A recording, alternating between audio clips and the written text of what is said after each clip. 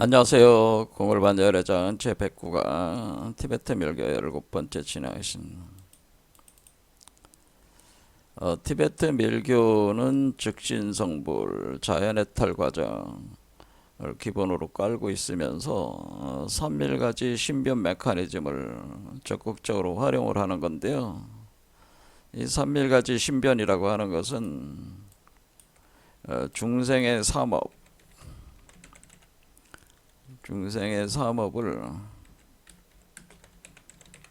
부처의 산밀로 바꾼다. 이렇게 볼 때 우리가 중생이 부처가 된다고 하는 거죠. 이렇게 바꾸는 과정이 부처가 되는 것인데, 이것을 여러분들이 그 부처와의 합의를 통해서 성령으로 수용한다는 그러니까 그래 수용을 한다. 그러니까 부처의 기운을 성령으로 수용을 한다. 이때 이 부처를 요 바깥에 있는 본래 자성청정 법신에는 법신을 여러분들이 성령으로 수용해서 합의를 한다, 이렇게 보는 거예요. 수용해서 그래서 합의를 하게 되면은 여러분들이 이 존재를 가리켜서, 이 존재도 여러분 자신이기 때문에 이걸 타수용성인 요거는 자수용성으로서의 나라고 보는 겁니다. 그러니까 이 본래 나를, 바깥에 있는 본래 나를 수행자로서의 나에게 수용을 시킨다. 수용을 시켜가지고 그게 수용을 할 때 성령의 기운으로 들어오는 개념이다. 그러니까 합일이 되면은 이 메커니즘이, 그러니까 부처의 그 산밀 메커니즘이 작용을 가는 거를 그 흐름에 믿고 맡겨라라고 하는 그 변화의 흐름에 믿고 맡겨라 그러는 겁니다. 왜냐면 원래 우주 메커니즘 자체가 여러분 자신을 부처로 만들려고 하는 것이 우주의 본래의 목적이기 때문에 지금 현재 단계는 반본환원의 그 지점을 돌아왔다고 하는 거예요. 그러니까 자연스럽게 여러분들은 부처가 되는 과정에 지금 들어가 있다. 믿고 맡겨라. 이것을 무의이화라고 하는 무의이화. 그러니까 뭔가 이렇게 자기적으로 이렇게 하려고 하지 말아라고 하는 겁니다. 그러니까 우주 본래의 나를 여러분들이 수행자로서의 나에게 수용을 해가지고 그럴 때 여러분들은 완전히 자신을 비워야 되는 거죠. 비워서 합의를 한다는 거죠. 그럼 마치 이것은 남성성으로서 들어오는 거고, 수용을 하는 수행자는 여성성으로서 받아들이는 개념이라고 하는, 그래서 순순히 따라가는 개념이라는 거. 그럼 따라가면은, 믿고 맡기면은 이 안에, 이 바깥에 있는 자성청정 법신을 이 중생의 몸과 마음 안에 심장 차크라에 안장을 시킨다고 하는 거죠. 요 심장 차크라의 법신화가 되는 거죠. 그러니까 여러분 자신이 본래 자성 청정 법신과 합의를 한 거니까 여러분들을 청정하게 만들어 가지고 여러분 자신도 법신화가 된 거죠. 법신화가 돼서 여러분 자신의 심장 차크라에 좌선하는 거죠. 좌선. 그래서 우리가 좌선한다고 하는 것은 이 여러분의 몸을 가지고 이렇게 앉아서 칠지자법으로 앉아서 있는 게 좌선이 아니고, 여러분의 그 심장 차크라에 법신화된 여러분 자신을, 부처화된 여러분 자신을 좌선시키는 게 기계 좌선이라고 하는 거예요. 그래서 우리가 어묵동정 행주자화 중에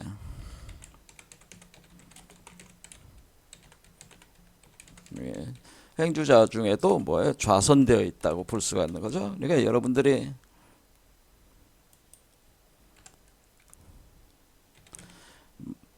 어라는 게 말을 하거나 침묵을 지키거나 또는 움직이거나 멈춰 있거나 또는 무엇을 행위를 하거나 또는 머무르거나 앉아 있거나 누워 있는 거에 상관없이 여러분 심장 차크라에는 항상 여러분의 자성정정 법신이로 한 여러분 자신이 안장을 하게 되는 이런 상태를 보통 서양권에서는 깨어난 빛의 심장이라고 하는, 이런 상태가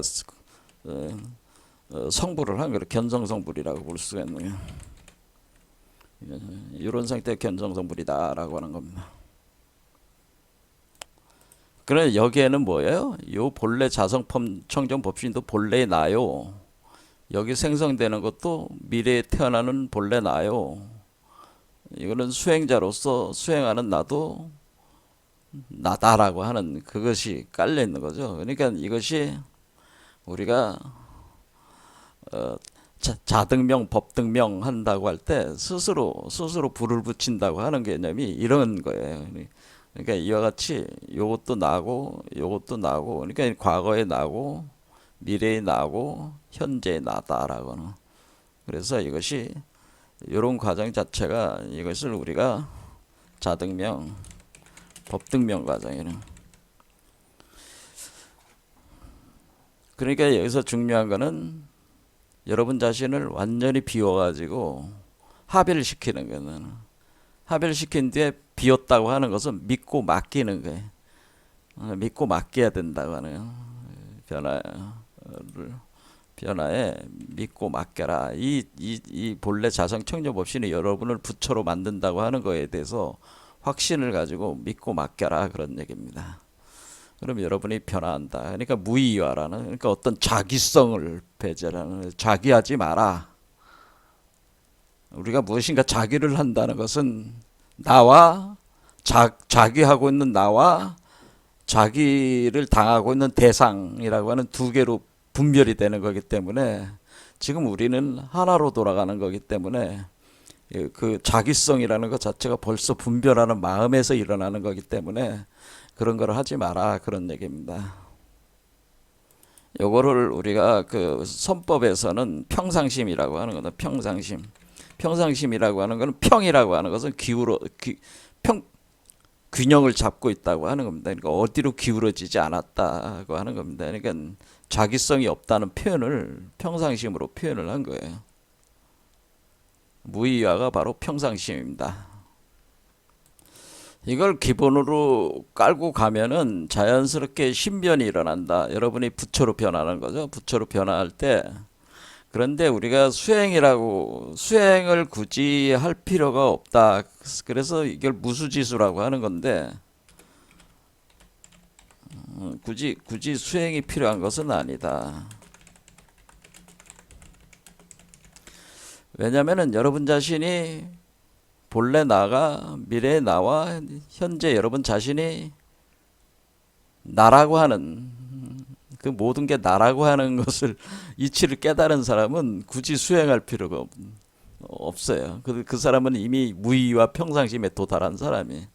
그런데 그렇지 않은 사람들은 뭔가 이렇게 수행을 해보는, 어떤 그 괴리감이 있는 분들은 수행을 시도를 하게 되는데, 그 수행법들이 티베트 밀교에서 얘기하는 그 수행법들이다, 그런 얘기입니다. 그런데 기본적으로 요게 기본이라는 거죠. 요거의 기본으로 딱 깔면서 수행을 해야 된다고 하는 겁니다.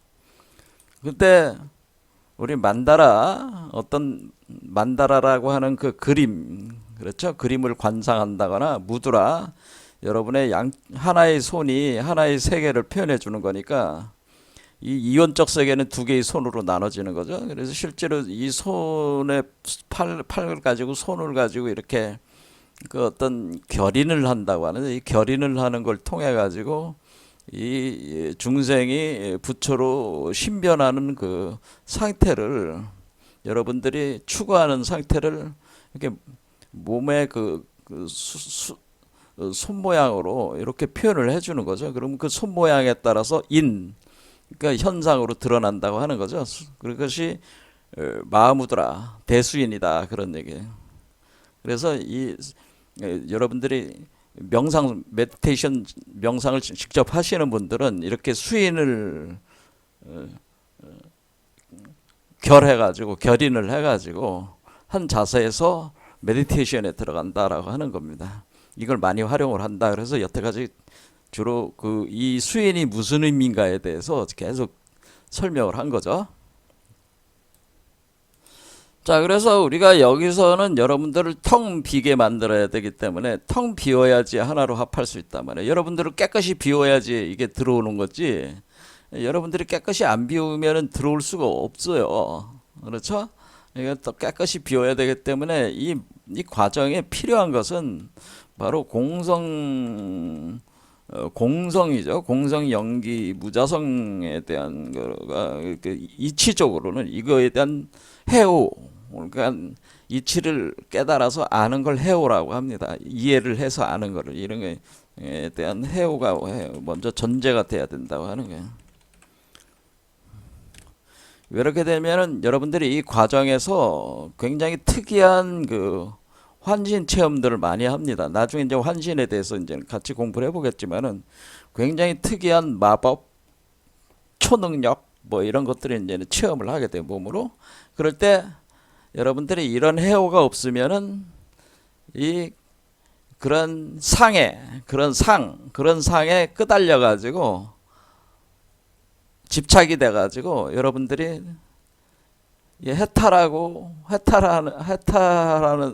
하지 못하고 다시 여기에 갇혀버리는 현상이 생기기 때문에 공성연기 무자성에 대한 해오가 핵심, 아주 중요하다고 하는 겁니다. 이게 모든 것은 다 마야 환영이라고 하는 건 내가 창조하고 소멸한 것에 불과할 뿐이라고 하는 것을 마음을 확실하게 있어야지 어떤 특정한 상의 좌우가 안 된다. 거기에 집착이 있으면은 벌써 이원성의 세계에 빠져버린 거예요. 번뇌망상에 빠져버린 거기 때문에 이거를 투철한 해오가 있어야지 되는 것이다. 그래야지 이것이 있어야지 또 합일도 되는 것이다. 라고 하는 겁니다. 그래서 저도 이제 공부를 해보니까 이게 제일 중요한 거예요. 오히려 그 영적 체험이라든가 어떤 그런 특이 능력이 생기는 것이 굉장히 위험해, 오히려. 여러분들은 성불을 하려고 하는 거잖아요. 근데 성불을 하는데 방해가 된다. 뭐 우리가 그런 것들이 여러분들을 방해가 되게 하는데 그런 것을 물리치기 위해서는 공성연기 무사성에 대한 그런 투철한 그 해오가 전제가 돼 있어야 된다고 하는 겁니다. 그래야지 여러분들이 사마 외도에 안 빠진다고 하는 겁니다. 자, 그러면은 만다라 무드라에 의해서 오늘부터는 진언에 대해서 보겠습니다. 진언. 자, 그러니까 신, 어심, 삼밀에서 일단 몸을 바꿔 나가는, 몸을 바꾸기 시작해야 된다는, 몸을 바꿀 때 만다라 무드라를 통해서 이렇게 바꿔 나가는 걸 시작을 한다는 거죠. 그 다음에 어밀 단계에 와가지고는 뭐냐면은 중생이 쓰는 말을 부처가 쓰는 말로 이렇게 바꾼다. 그러니까 중생은 중생의 말이 있고 부처는 부처의 말이 있다라고 하는 말의 차이가 있다고 하는 거는 진언. 그걸 우리가 어라고 하는 건데, 이게 말씀 어자란 말이야. 이런 말씀. 어는 이게 언자나 언. 그러니까 신어심 할 때 이게 말씀 어라고 하는 거는 이거는 말씀 언에다가 파자를 하면은 뭐예요? 나오자 나오.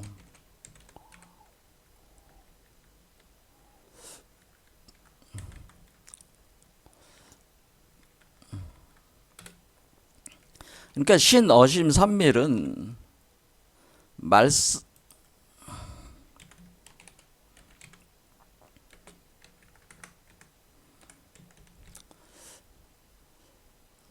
어라고 하는 것이 내가 하는 말이라는 뜻이잖아요. 말하는 나라는 뜻이잖아요. 그러니까 내가 하는 말. 그러니까 이 나라고 하는 것이 중생이면 중생의 말을 하게 돼 있고 부처면 부처의 말을 하게 되는 거죠. 이 나라고 하는 것이. 그럴 때 우리가 이 진언이라고 하는 것은 중생은 가짜고 환영이고 번뇌 망상에 끄달린 망상적 존재니까 가짜야. 부처는 진짜죠. 진실한 거는. 그래서 우리가 진언이라고 하는 것은 사실은 부처의 말이라는 뜻이죠. 이게. 그러니까 진언이라는 말은 결국 이것이 부처의 말이다.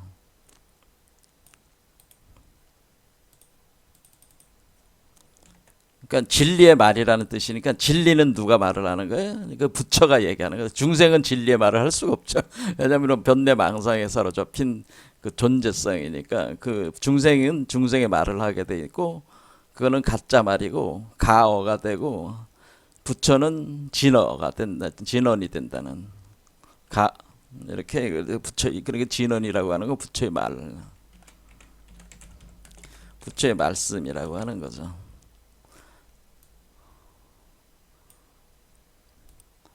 자, 그러면 우리가 이제 성경 같은 것도 이제 이해하는 데 도움이 되는. 이런 얘기했죠. 하나님이 말씀으로 천지를 창조하시니라. 이렇게 되는 말에 이게 요한복음 3장 1절이네. 3장 1절에 나와 있는 말이에요. 자, 3장을 좀 더 가져와서 1절부터 3절까지 보거든. 태초에 말씀이 계시니라. 이 말씀이 하나님과 함께 계셨으니 이 말씀이 곧 하나님이다 라고 하는, 말씀이 곧 하나님이다 라는 표현이 있어요. 그가 태초에 하나님과 함께 계셨고, 여기서 이렇게 만물이 그로 말미암아 지은 바 되시니 지은 것이 하나도 그가 없이 된 것이 없느니라. 자, 이렇게 돼 있는데, 그러니까 태초에 말씀이 계시고 이 말씀이 하나님과 함께 계셨으니 하나님이 곧 말씀이니까 그 말씀으로 천지창조가 된 거잖아요. 그렇죠? 만물이 그로 말미암아 지은 바 되었으니, 그러니까 말씀으로 말미암아 지은 바가 됐다는 거예요. 그러니까 말씀이라고 하는, 그러니까 하나님의 말씀은 곧 이런 건 요게 바로 진언이라고 하는 거죠. 하나님의 말씀이 진언이죠. 기독교적으로는. 그러면 불교적으로는 부처님의 말씀. 그러면 이 진언이라고 하는 것은 부처의 세계를 창조하는 거고 지어내는 거고. 그러니까 부처의 말씀은 부처의 세계를 지어낸다. 이렇게 되면은 여기 우리 우주 일진 법계의 법신불의 세계는, 이 전체 세계는 부처의 말씀으로 지어진 거죠. 그렇죠. 부처의 세계. 이 부처의 세계라고 하는 것은 지금 여기 법신불의 세계라고 그랬잖아요. 이 전체 우주가. 그러니까 이 법신불. 그러니까 이 대우주 세계는 자성 청정 법신 말씀으로 창조된 것이다. 이런 얘기입니다. 자정 청정 법신의 말씀으로 본래 자성 청정 법신의 말씀으로 지어진 것이다. 이런 얘기입니다. 그러면은 이 본래 자정 청정문의 말씀으로 지어졌으니 이 세계에서 청정하지 않은 것은 하나도 없는 거죠. 사실은 다 청정한 거예요. 근본적으로는. 그런데 우리가 인류가, 중생이 자신의 본래성을 잃어버렸기 때문에, 기억에서 싸그리 지어졌기 때문에 지어진 상태에서 자신이 자신의 본래성이 이 우주를 창조했다는 사실을 잃어버렸단 말이에요.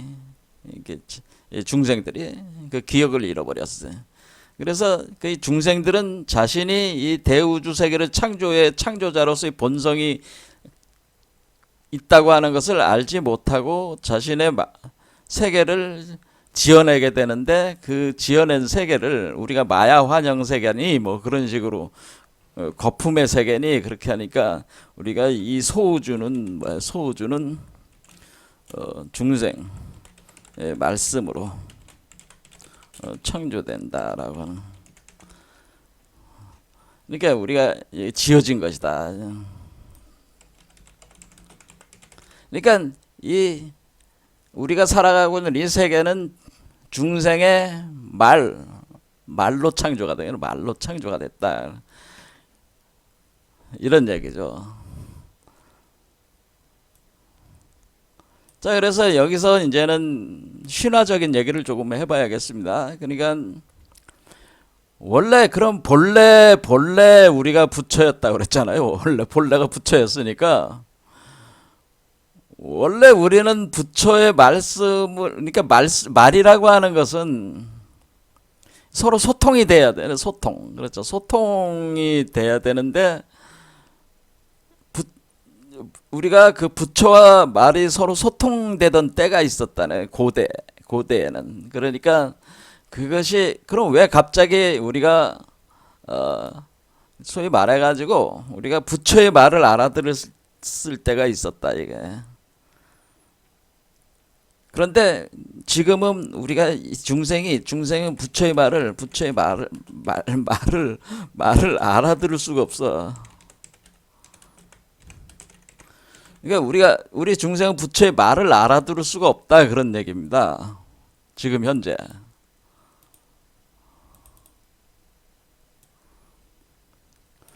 부처의 말을 알아들을 수가 없다.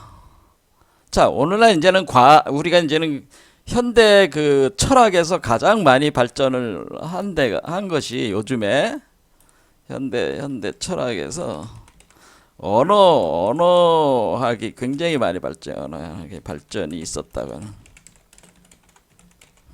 그래서 여기서 이제 우리가 언어라는 거에 대해서 연구가 굉장히 많이 되고 있어요, 요즘에는. 왜냐면 이게 굉장히 중요한 그 요소, 사실은 우리가 이 언어라는 게 굉장히 중요한 요소라고 하는 것을 오늘날 철학자들도 간파를 해가지고 연구들을 엄청들 하시고 계시다라고 하는. 근데 이런 것까지 뭐 제가 또 자료 준비를 해가지고 설명하려면 한도 끝도 없어요. 철학 공부를 해야 되니까. 근데 우리가 언어라고 하는 걸 잘 생각해봐라 그런 얘기입니다. 제 얘기는 그런 의미에서 하는 얘기입니다. 그러니까 우리가 남자가 여자의 말을 잘 알아듣기가 힘들잖아요. 그래서 그것을 화성에서 온 남자, 금성에서 온 여자 뭐 이렇게 표현을 하잖아요. 그렇죠. 그리고 또 뭐가 있어요? 우리가 뭐 금융업계에 있는 사람들은 금융업계에 있는 언어를 가지고 자기들끼리 사용할 거 아니에요. 이 금융업계에 있는 사람들을 이런 무슨 그 기계를 만드는 사람들은 기계 만드는 그 언어를 주로 사용하니까 서로 이게 상통이 되겠어 안 되겠어? 안 되죠. 그렇죠. 정치가들이 하는 말과 의사들이 하는 말이 서로 소통이 안 돼. 지금 우리가 의료 문제가 왜 생기는 원인 중에 가장 이게 해결이 어려운 문제가 뭐냐면 서로가 생각이 다르고 말이 다르기 때문에 알아들을 수가 없는 거예요. 이게 상대방의 말을 알아들을 수가 없는 거예요. 그 업계의 말들을 알아들을 수가 없어요.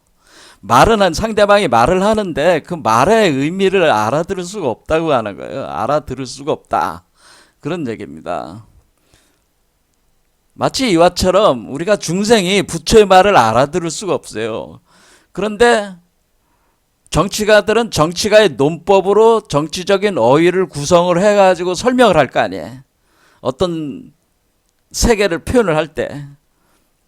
그러면 뭐 의사들도 의사로 어떤 현상을 표현할 때 의사적인 어떤 그런 어떤 감성과 그런 것들로 느낌과 그런 어떤 자기들의 경험 체계에 공통으로 가지고 있는 거 가지고 나름대로 설명을 할 거 아니에요. 이런 것처럼 뭔가 이렇게 설명을 하는데 그 설명을 한 내용들이 서로 1대1로 이렇게 소통이 돼야 되는데 소통이 안 된단 말이에요. 대응이 안 돼. 이 언어 구조가. 그게 알아들을 수 없다는, 소통이 알아들을 수가 없다는 건 소통이 안 된다는 얘기예요. 소통이 안 된다. 그러니까 왜 불림문자라는 말을 왜 쓰는 것이냐. 우리가 이제는 선불교에서 왜 불림문자다. 불림문자라고 하는 것은 우리가 문자로서는 성립시키기가 힘들다. 그러니까 문자로서는 그 세계 말을 알아듣게 할 수가 없다.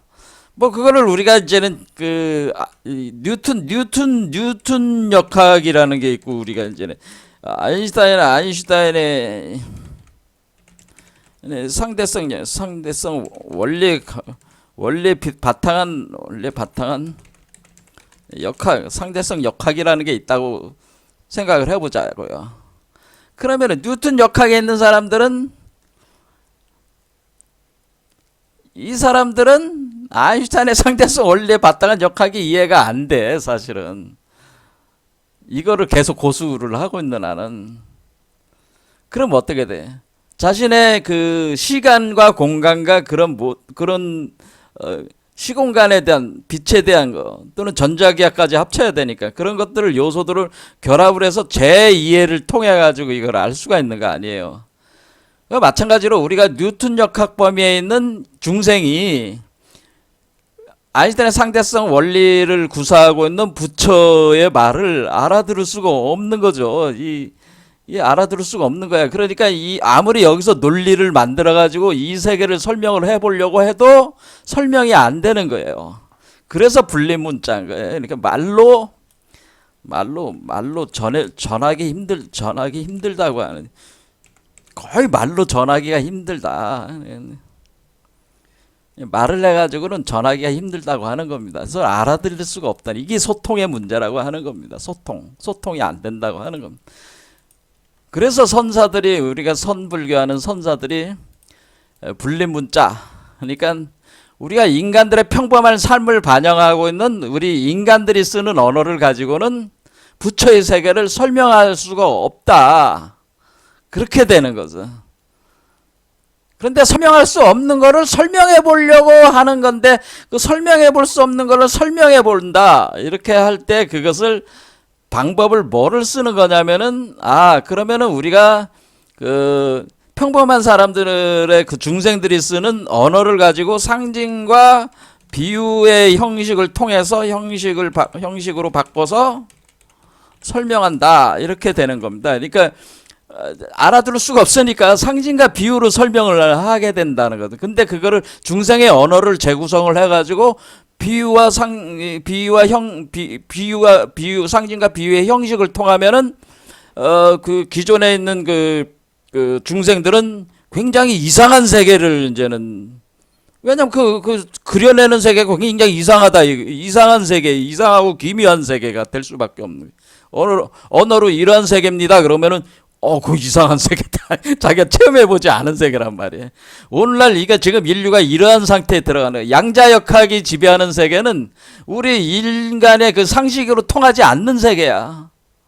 이같이 과학 분야 자체도 그러한데 하물며 중생과 부처의 그 차이가 얼마나 크겠어요. 그게 말로 소통이 될 수가 없는 거야. 그러니까 상징과 비유의 형식을 바꿔서 설명한다 라고 하는 거. 그러니까 이 뭐야, 부처만이 부처의 말을 알아들을 수가 있고 그런 거죠.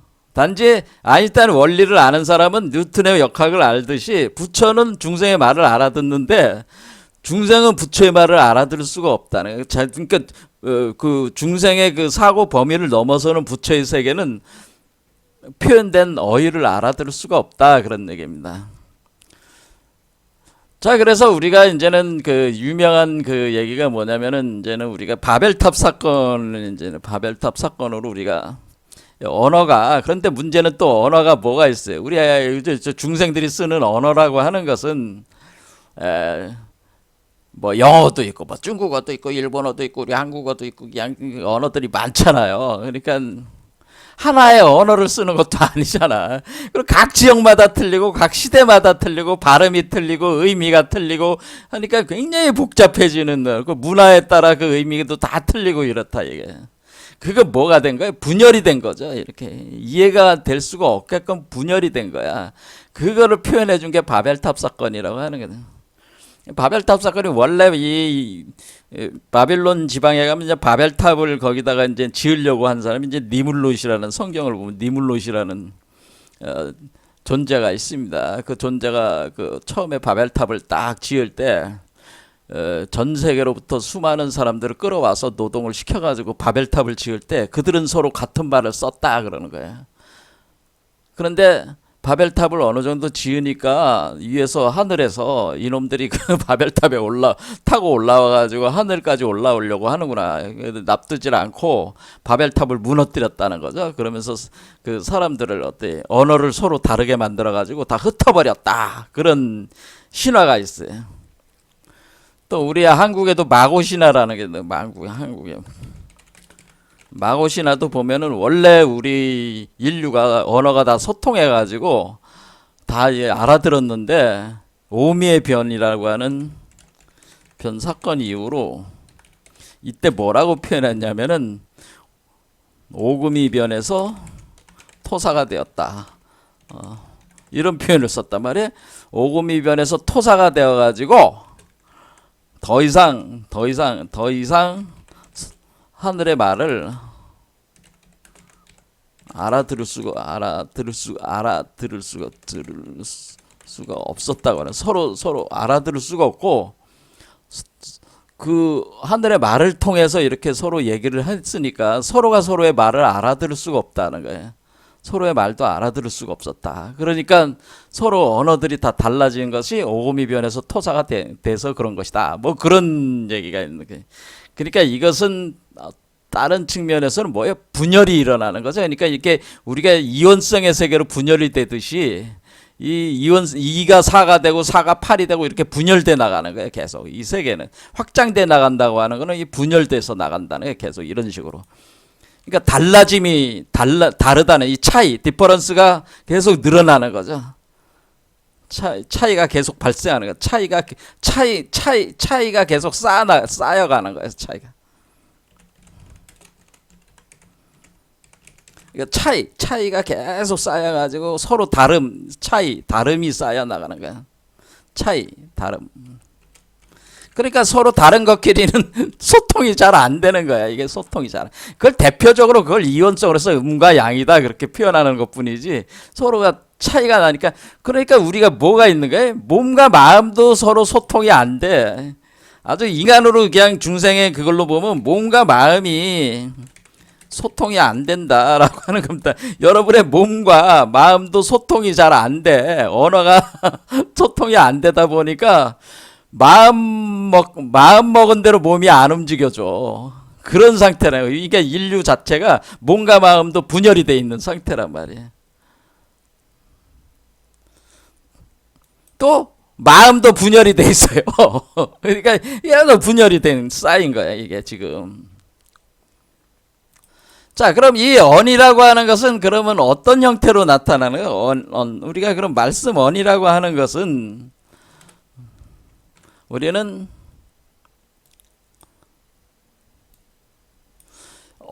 언이라고 하는 것을 우리가 이제는 이게 언이라고 말씀 언은 그럼 뭡니까? 그러면은 우리가 쓰는 말이 말씀 언 아닙니까? 그런 의미도 되지만은 어떤 표기라는 관점으로 볼 때 문자가 가장 기호. 그렇죠?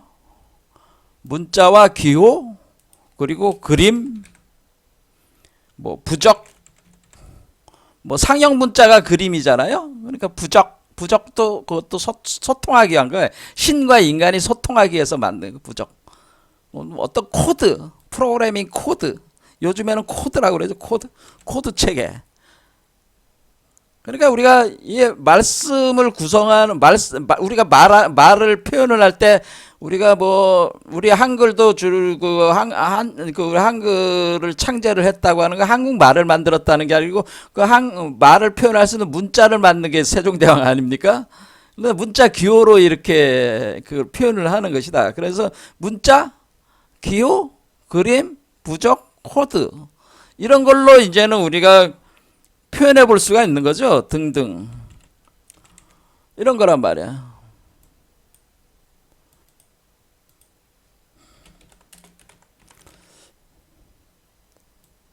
자, 그럼 우리가 어떤 말씀으로 세계를 창조한다고 하는 뜻은 이런 문자들을 사용해서 어떤 문자 등을 사용해서 뭐를 하는 거예요? 어떤 글을 쓰는 거죠. 글을 쓴다. 뭐 이야기를 쓰는 거야. 그 이야기대로 만들어지는 게 이 세계야. 그럼 문자를 사용해서 글을 쓴다는 것은 그것이 문자로 세계를 창조하는 거라는 거죠. 그러니까 실제로 세계가 그렇게 창조되지 않았어도 이게 글로써, 그러니까 문자로 글로 쓰고 있는 거는 그 글로써 문자를 사용해서 글로 자신이 그 말로 이렇게 하나의 세계를 창조해내는 거 개념이란 말이에요. 그러니까 우리가 어떤 책을 쓴다. 뭐 책을 한 권을 썼다. 이렇게 책을 썼다 그러면은 여러분들이 책을 사가지고 읽잖아요. 그럼 책을 읽으면은 책이 막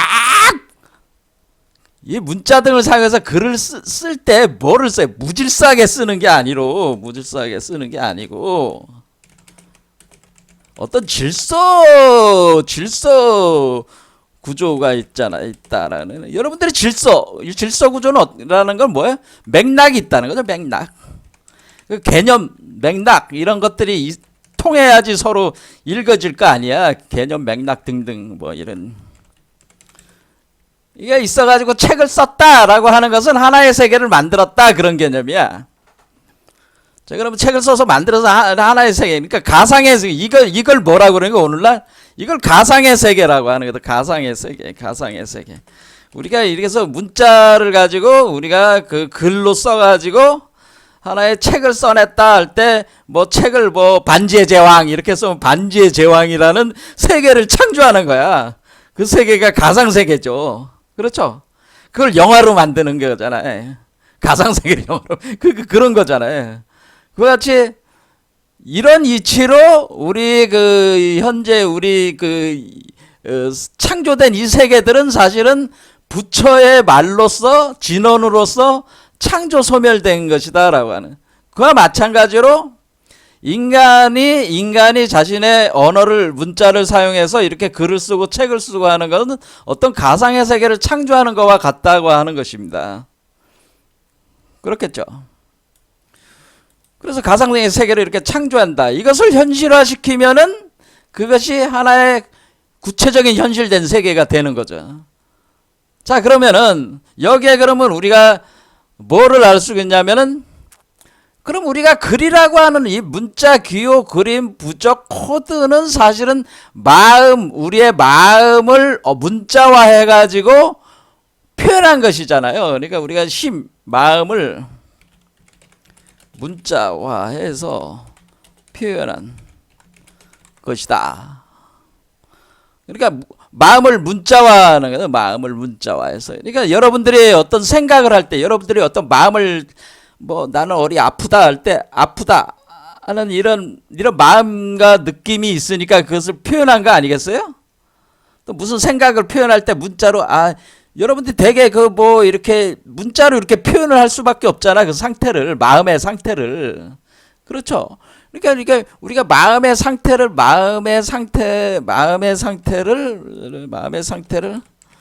문자로 이렇게 하나의 어떤 코드 체계로 해서 어떤 딱 틀을 잡아서 설명을 하게 되면은 여러분들의 그 마음의 세계를 보여준 거죠. 그러니까 여러분들이 작가가 이렇게 책을 써가지고 이렇게 하는 거는 작가의 마음을 투영을 해가지고 가상 세계를 만든 거란 말이야. 마찬가지로 모든 사람이 꼭 이렇게 책을 쓸 필요는 없지만은 어떤 마음의 상태를 문자로 표현할 수 있다는 거죠.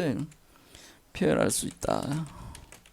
그러면은 어떤 사람이 내가 어떤 물건을 갖고 싶다 할 때 나는 저 물건을 갖고 싶다 이렇게 마음을 갖잖아요. 이게 지금 제가 말로 했잖아요. 말로 나는 무슨 대학에 합격하고 싶습니다. 뭐 이렇게 할 때 무슨 대학에 합격하고 싶다 하는 자기 소망하는 거를 문자화한 거잖아요. 그게 마음을 드러낸 거잖아요. 그렇죠? 이렇게 사람들은 마음은 문자로 표현한다는 걸 알 수가 있다는 거예요. 이해가 되시죠? 자, 그래서 이런 것을 뭐라고 얘기하는 그런 거, 그럼 어떻게 되는 거냐면은, 그러면은, 이 세계는 이 세계는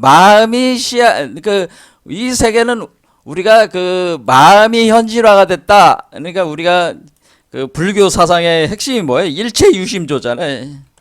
일체유심조는 뭐야? 모든 만물은 마음이 현실화한 것이야. 그러면은 모든 만물은 마음이 현실화, 만물이 어떤 질서 구조를 가지고 현실화되는데, 그럼 마음은 말로 표현할 수 있어. 표현한다. 그러면 우리가 다른 말로 모든 만물은 마음이 현실화한 것이다. 그러면 모든 만물은 말이 현실화된 것이다. 이렇게 바꿀 수 있어요. 마음 대신에 말이라는 걸로 바꿔낼 수가 있는 거죠. 말씀이 현실화된 것이다. 이렇게 바꿀 수가 있는 거죠. 그렇죠.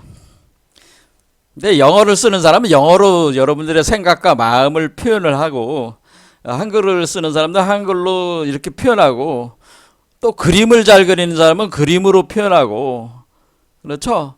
뭐 간단하게 부적으로 표현하려고 하는 거고, 어떤 컴퓨터를 잘 쓰는 사람들은 코드 체결해서 표현할 수도 있고, 그렇죠. 이렇게 현실화한 거라. 그래서 그래서 화엄경에 이런 말이 나오는 거다. 시며 공하사, 마음은 그림을 그리는 거와 하가와 같아서 할 때, 마음은 그림을 그렸다 할 때, 이 그림은 뭐예요? 이것이 언의 요소잖아. 말씀의 요소잖아요. 그렇죠. 그림은 말씀의 요소의 이미지나 뭐 이런 게 다. 그러면 마음은 그림을 그리는 하가와 같아서 여러 가지 시며 공하사 화 종종 오음이다라는 건 뭐예요? 마음은 그림을 그리는 하가와 같아서 그 그림들은 각각 씨앗이 된다. 화 종종 하는 거는 화는 그림은 요거는 이제 해석을 이렇게 화종종이 요 말이 핵심인데 요 말을 여기 해석을 안 돼 있어요. 자, 화종종 한다고 하는 건 뭐야? 화종종 한다고 하는 것은, 자, 화라는 건 그림이라. 그러니까 여기서는 말씀이라는 걸 그림으로 바꿔 놓은 거죠. 자, 그러니까 여기서 우리가 언이라고 하는 거는 문자, 기호, 그림, 부족, 코드 이렇게 보는데, 이 언 자체를 그림으로 다 표현한 것. 사실 따져보면 문자도 다 그림이잖아요. 그렇죠. 기호도 다 그림이야. 코드도 그림이죠, 다 사실은. 왜 그림이라고 했겠어요, 또? 이 문자를 사용해가지고 뭔가 글을 썼다고 하는 것은 그림을 그려냈다는 것과 같은 의미라죠. 그렇죠. 우리가 어떤 작가가 글을 써가지고 스토리를 만들어가지고 어떤 책을 썼다, 소설책을 하나 썼다 그러면 그 소설의 세계를 하나 만들어낸 거니까 그림을 그렸다 그런 뜻이에요. 그런데 그것이 현실화되고 안 되고는 그거는 일단은 배제하고 가상의 세계는 만들어 놓은 거야. 그거는 마음으로. 자, 그러면 그것이 그 마음이 그 그림이 종자가 된다. 마음이, 그러니까 그 그림이 씨앗이 돼가지고 씨가 뿌려진다는 얘기다. 씨가 뿌려져가지고 씨가 어떻게 오음으로 구성이 돼서 나간다고 하는 겁니다. 그러니까 색소상행식으로 이렇게 마음이 결국 물질화가 돼가지고 이게 씨가 뿌려져가지고 그러니까 이 그림이 씨가 뿌려져가지고 이렇게 결실을 맺게 된다 그런 뜻이란 말이에요. 자, 그러면은 우리가 여기서 씨앗이라는 개념이 이제 여기서 들어왔다는 걸 알 수가 있어요. 그래서 여러분들 우리 한국말 사람들이 많이 쓰는 말이 뭐가 있어요? 말이 씨앗이 된다라는 말을 썼잖아요. 말이 씨앗이 된다. 야, 너 뭐지? 연병할 놈 뭐 이렇게 딱 하면은 사람이 뭐래? 야, 그런 말 쓰지 마. 말이 씨가 돼 이놈아. 엄마 나 죽을 거야. 막 이러면은. 야, 임마, 그런 말 쓰지 마. 진짜 죽어. 그런 말을 함부로 쓰지 마라. 그러는 건 뭐야? 그 말이 씨가 된다. 그런 말을 우린 많이 쓰잖아요. 그러니까 말씀이 씨앗이 된다는 뜻입니다. 그러니까 우리가 언어 문자가 씨앗이 된다. 그런데 이 말이 씨앗이 된다는 건 말이 사실은 마음을 표현하는 하나의 코드 체계이기 때문에 이 마음이 씨앗이 된다는 것과 같은 얘기죠. 말이 씨앗이 된다. 마음이 씨앗이 된다고 하는 겁니다. 그러면 마음의 종자가 있다고 하는 거다. 우리가 그러면 어떤 생각을 내가 나 저기 무슨 소방관이 돼야지 하면서 어릴 때부터 이런 생각을 가지고, 그러면은 생각을 가지면 그것이 씨앗이 될 거 아니에요? 그럼 그 씨앗이 돼가지고 그 씨앗을 키워요. 그럼 뭐 한 7살에 그런 생각을 가지고 8살, 9살, 10살 변하지 않아. 그 마음이 변하지 않고 나는 소방관이야, 뭐 이런 식의 마음까지 이제 갔어. 그럼 뭐가 되겠어? 이제 현실화가 되기 시작하는 거죠. 그러면 소방관이 되기 위해서 노력을 할 거 아니에요? 그렇죠. 그러면 노력을 계속 하면은 소방관이 되잖아요? 그게 이제 결실을 맺는 거지. 그러니까 이와 같이 어떤 그 씨앗이 있어가지고 그 마음의 씨앗이 있어가지고 현실화돼서 나오는 것이라 그런 얘기입니다. 그러니까 말이 씨앗이 된다. 말이 씨앗이 된다는 건 여기서 그러니까 공성이라고 하는 공성연기라고 하는 공성연기 할 때 이 공이라는 게 자궁이라고 그랬죠. 이 자궁 속에 씨앗, 성품이 심어져. 그렇죠? 그럼 마음의 뿌리, 씨앗이 되는 게 성품이 심어져 가지고 연기하는 세계로 구성돼서 현실 세계로 나온다, 그런 뜻이란 말이에요. 그러니까 이게 공과 마음의 관계를 얘기를 하는 거죠. 그러니까 우리가 마음이 씨앗이 되는데 그 씨앗을 뭐를 매개로 해서 그게 씨앗이 되냐면 말이라는 걸 통해서 매개를 해서 씨앗이 된다고 하는 겁니다. 자, 그래서 오늘날 이제는 많은 사람들이 이제는 영성 공부하는 사람들은 뭐를 주로 하냐면은 상상이 현실로 만드는데 상상이 현실이 된다. 상상이 현실이 되는 방법은 간단해요. 이거를 이제는 와칭이라는 글을 쓴 사람도 있고, 요즘 제가 책을 보니까 네빌 고다드 같은 사람이 유명한 사람이고, 또 여러 가지 책들이 다 마음의 비밀이다, 시크릿이다 해서 비밀이다, 그런 식으로 얘기를 하는데, 그 비밀이죠. 밀이니까. 왜냐면 이 공 안에, 자궁 안에 씨앗이 심어져 가지고 그 안 보이던 것이 현실화되는, 보이지 않은 것이 현실화되는 것이 바로 그 비밀, 보이지 않은 비밀이 현실화가 되는 것이, 그러니까 시크릿인 거예요. 시크릿. 그런데 상상이 현실이 되는 방법에 대해서 많이 그 서양 사람들이 요즘에 이제는 경도가 돼가지고 그냥 나 돈 좀 벌어보려고 말이야. 자기가 원하는 걸 욕망을 성취하는 방법에 대해서 하는 거잖아요. 왜냐면 그 욕망이라고 하는 것이 여러분의 마음이잖아요. 그 마음을 여러분들이 그 씨앗을 심어야 돼, 일단은. 그렇죠. 여러분들이 갖고자 하는 건, 나 좋은 차 사고 싶어, 좋은 집 갖고 싶어, 그냥 이렇게 엉성하게 생각해서는 안 되고, 구체적으로 나는 강남 무슨 동에 어느에 저런 집 아파트를 사가지고 몇 살까지는 해야 되겠어, 해야 된다, 한다, 이런 식으로 그 집에서 살고 있는 모습을 상상을 하고, 그 집에서 뻐기면서 다니는 모습, 거들먹거리면서 다니는 모습도 자신을 상상을 하고, 이런 식으로 해가지고 상상의 종합을 만들어내. 이야기, 그렇죠? 스토리를 만드는 거야. 가상의 스토리를 만들어가지고, 가상의 스토리를 여러분의 마음에, 여러분의 그 공에다가, 공에다가 안에다가 심어.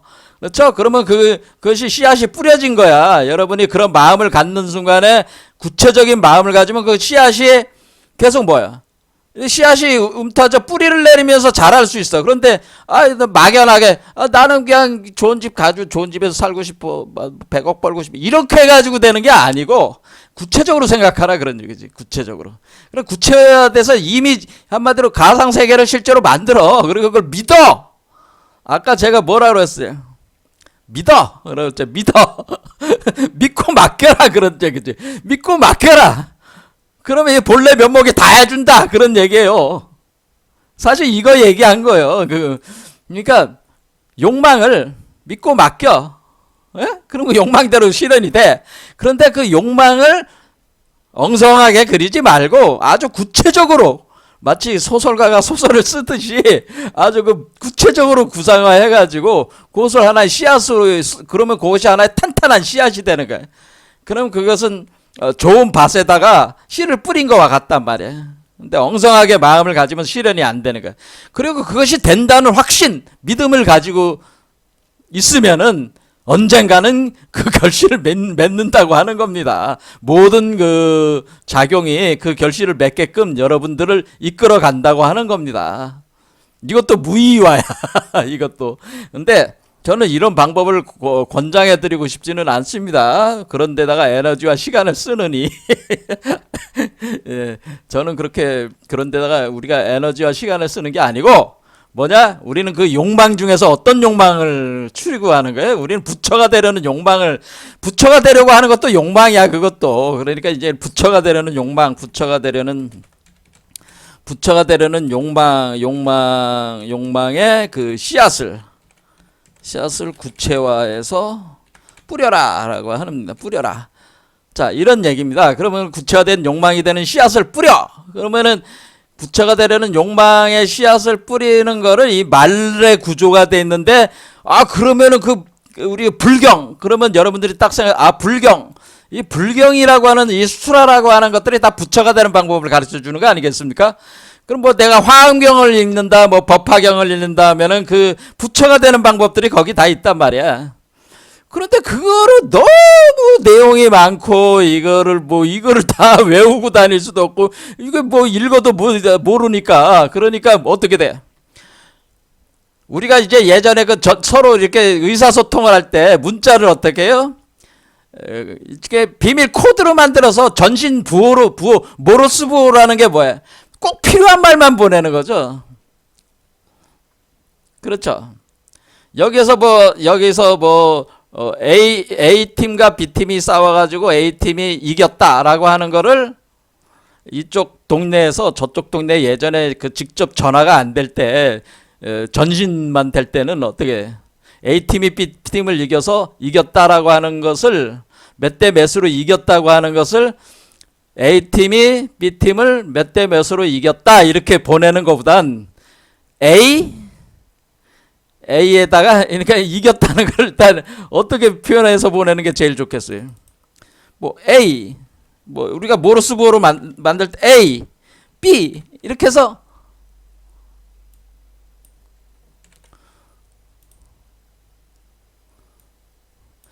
A가 B를 이겼다는 걸 요걸로 해보자. 그럼 A, B를 이겼는데 A, B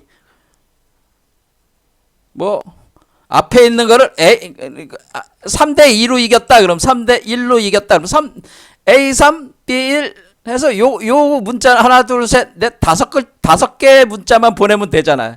그런데 A팀이 B팀을 3대 1로 이겼다. 이런 식으로 하면 문자가 많아지잖아요. 그렇죠? A팀이 B팀을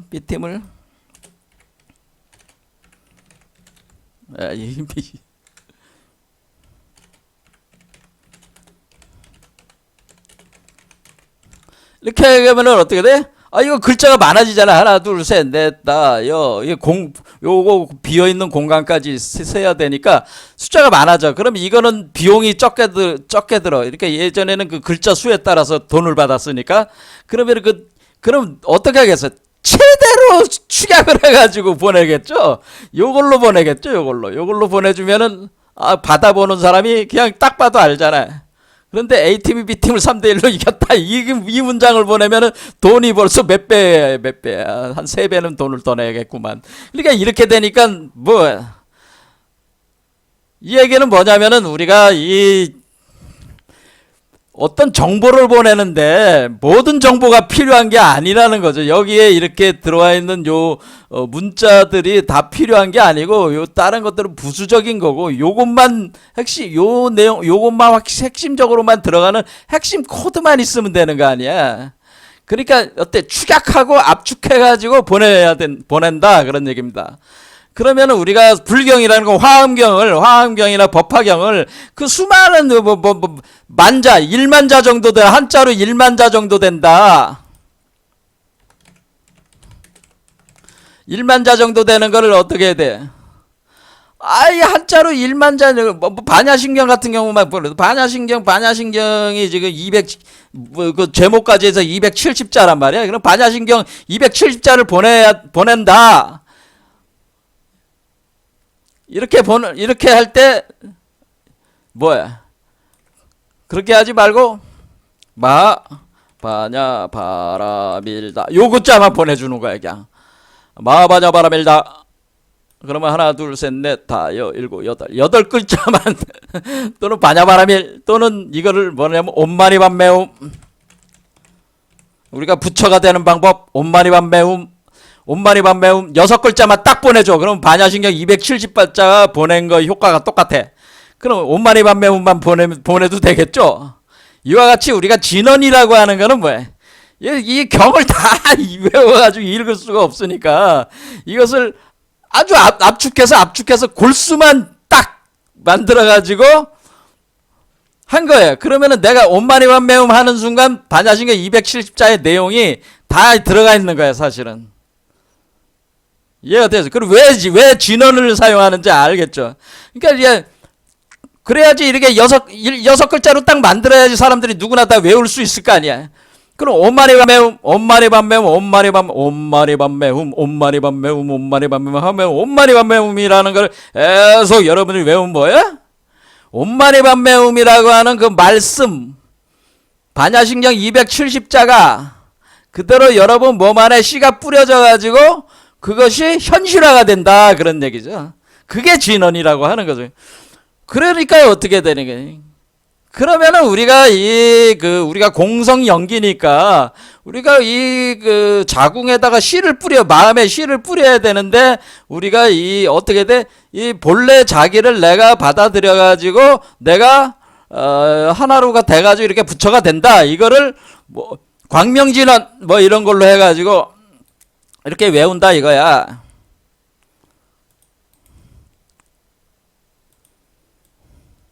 옴 아모카 바이로차나 마하무드라 마니빠드마치바라 브라바트타야 브라바르타야 뭐 이런 식으로 이렇게 요 글자만 딱 외우면은 내가 광명 대수인 진언이야. 이게 광명 대수인. 그러니까 짧게 해서 광명 진언이라고 하는 건데, 비로자나불이 내가 하나로 합해져 가지고 내가 비로자나불 법신불이 되는 거를 이걸로 요걸로 탁 퉁쳐버려.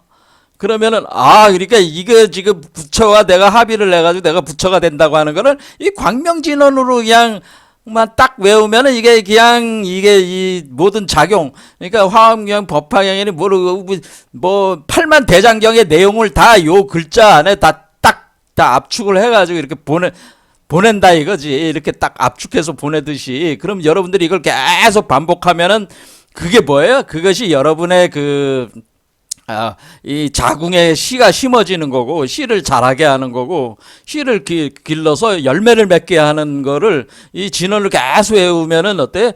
그렇게 열매 맺기까지 계속 이 작용을 진행이 된다고 하는 겁니다. 그러니까 이 진언을 해야 되겠어, 말아야 되겠어? 진언을 하는 게 좋죠. 진언을 안 하는 것보다는 하는 게 좋죠. 그래서 저는 진언 수련을 많이 하라, 그런 얘기를 권합니다. 우리가 호흡 수련보다는 진언 수련을 해라 하는 얘기는, 진언 수련이 호흡 수련을 포괄하고 있다, 이렇게 봅니다. 진언 수련이 이런 우리가 호흡 수행을 포함한다. 그러니까 우리가 호흡 수행을 따로 하는 게 아니고, 진언을 하다 보면은 진언이 곧 결국 뭐예요? 진언이 마음이 드러난 거잖아요. 그러니까 마음의 흐름이잖아요. 그러니까 마음의 흐름을 호흡이 따라가는 거지. 그러니까 마음과 호흡이 같이 움직이는 건데, 마음이 진언으로 마음을 움직이면 호흡이 자연히 따라오는 거죠. 그러니까 진언을 외우면 호흡을 수행을 굳이 할 필요가 없는 거야. 그러니까 진언을 계속 옴 아모카 바이로차라 마부드라 마리 빠드바 즈바라 브라바틀타야 뭐 이런 식으로 계속 이제 외우는 거예요. 하루에 뭐 1시간씩 앉아가지고 계속 이렇게. 그러니까 큰 소리로 외우지 말고 조그만 소리로 계속 이렇게 하면은 이게 되는 거겠죠. 이게 뭐야? 팔만 대장경 내용이 다 여기에 딱 압축돼 있기 때문에 이런 압축된 말로 이게 진언이라고 하는 거죠. 해가지고 여러분의 그 마음을 구체화 현실화를 시킨다. 이 진언이 그런 것이다라고 하는 겁니다. 자, 오늘 여기까지 하고, 그러면 우리가 진언을 광명진언 그다음에 옴마니밤메움, 그다음에 백자명진언, 이렇게 몇 가지 좀 핵심적인 진언들을 같이 공부를 해보도록 하겠습니다. 오늘 여기까지 하겠습니다. 감사합니다.